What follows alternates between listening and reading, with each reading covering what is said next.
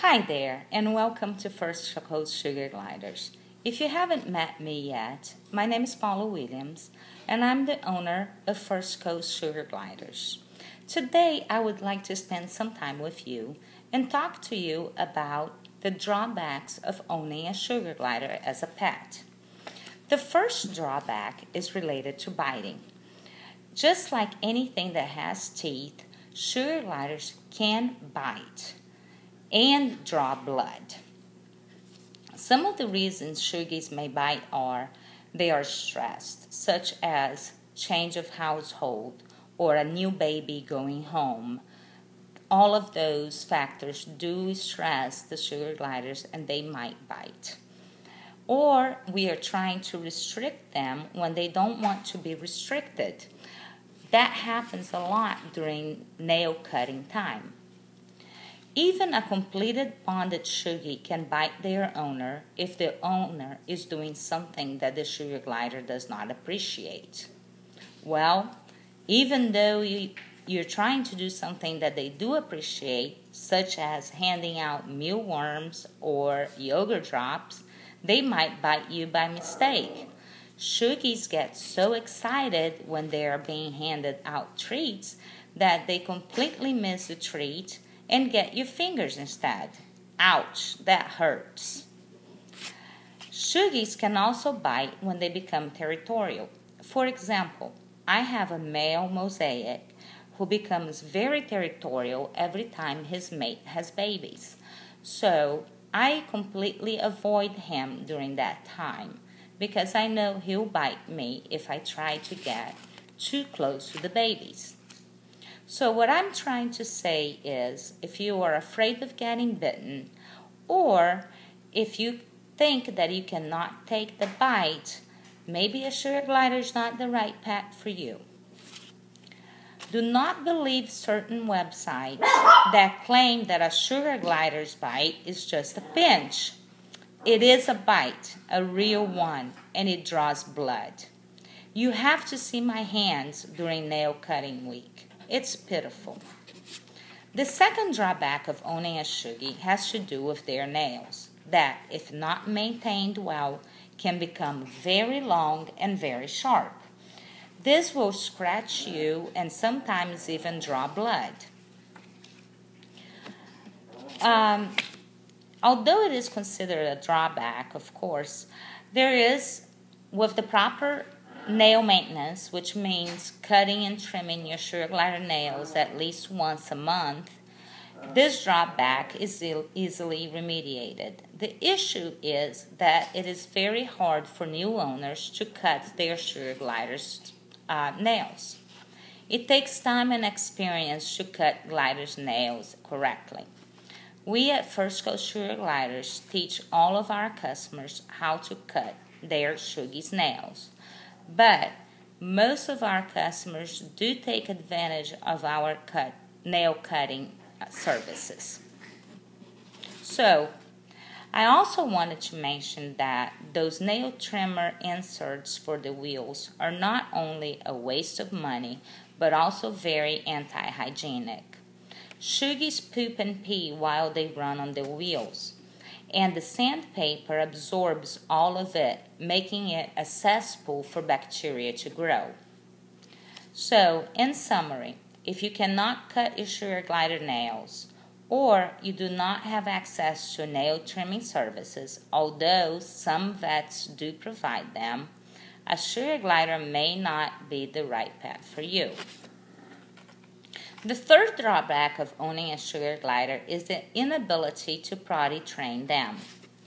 Sugar gliders will relieve themselves as soon as they wake up, but it is almost impossible to determine when they might have to go again, and they will go potting whatever they are, possibly creating a mess. I have to say, I love my sugies and I do not mind them going on me.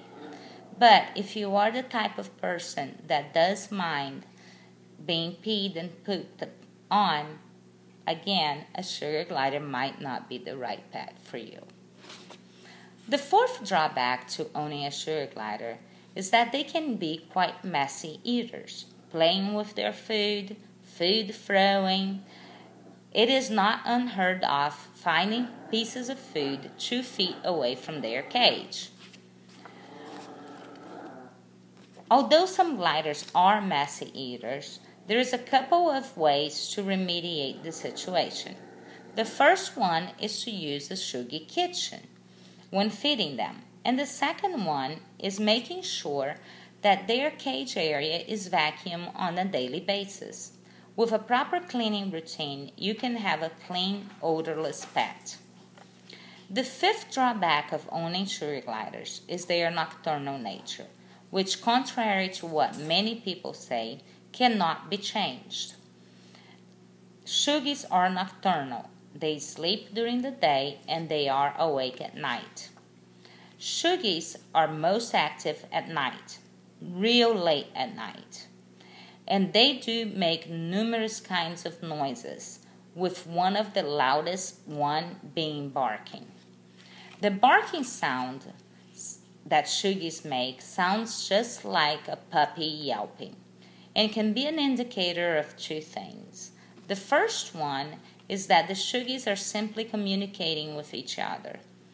The second one, which is most important, is if you have a single glider, it might be barking out of loneliness and depression and calling out for your attention. It is our opinion at First Coast Sugar Gliders that if you have a sugar glider that lives by himself or herself and is constantly barking for attention, that you get him or her a companion as soon as possible. Sugar gliders are communal animals and might die of depression if kept alone for a long period of time. Sugar gliders also make a lot of noises just by jumping in their cage and running on their wheel. It is my advice that if you are a light sleeper, to place their habitat as far away from your sleeping quarters as possible. And if you are a light sleeper and cannot tolerate noises at night, again, a sugar glider might not be the right pet for you. The sixth drawback and positive aspect at the same time of owning a sugar glider is their lifespan. Unlike hamsters who live only 2 to 3 years, sugar gliders, given the proper environment and the proper diet, can live up to 15 years in captivity, therefore becoming a long-term commitment. Prospective buyers, especially children and teenagers, should have complete buying support and collaboration from their parents.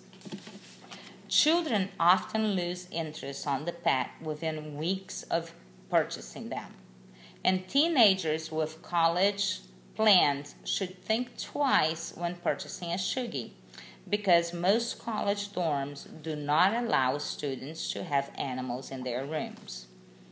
The seventh drawback of owning a Shuggie is the diet that they need to be fed. Depending on which approved diet you choose to feed your glider, chances are you will not find all the ingredients at your local grocery store or local pet store. Most diets require special ingredients that can only be purchased from breeders or at specialized online stores. Contrary to a lot of online information, a sugar glider diet should never consist of more than 5% of sugar glider kibble or sugar glider cereal. Although PetSmart does offer a dry kibble for sugar gliders, this kibble has not been approved by licensed sugar glider nutritionists as a complete diet for sugar gliders. With that said, sugar gliders have a very specific dietary need that cannot be found just anywhere. My advice in this area for you is to do a complete in-depth research of which diet you want to feed your gliders prior to buying them. A good place to start your research is with the breeder that you're purchasing your sugar glider from. Although there are many approved diets out on the internet right now, most old-time breeders only recognize a few diets as approved diets. Some examples of approved diets are the HPW, or high protein in Wombaroo, the Priscilla Price diet, the BML, and the Suncoast Zookeepers diet. Although there are some drawbacks to owning a sugar glider, all of them can be remediated by doing your research on these animals ahead of time, especially prior to purchasing one. It is my policy as a breeder to meet with prospective buyers prior to them making a decision on buying a sugar glider.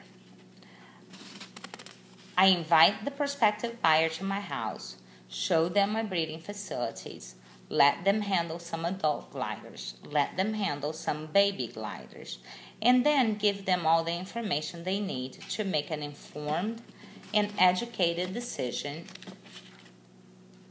regarding the purchase of a sugar glider.